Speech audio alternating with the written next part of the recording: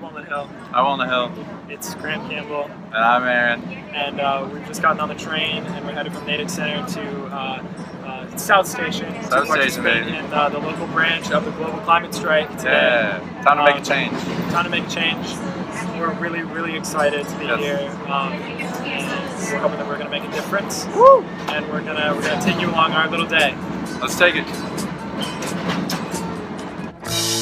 Darling, it's been a long, cold, lonely winter. Just got off the train, South Station to Boston. We're making our way over to City Hall Plaza now. The world's watching today.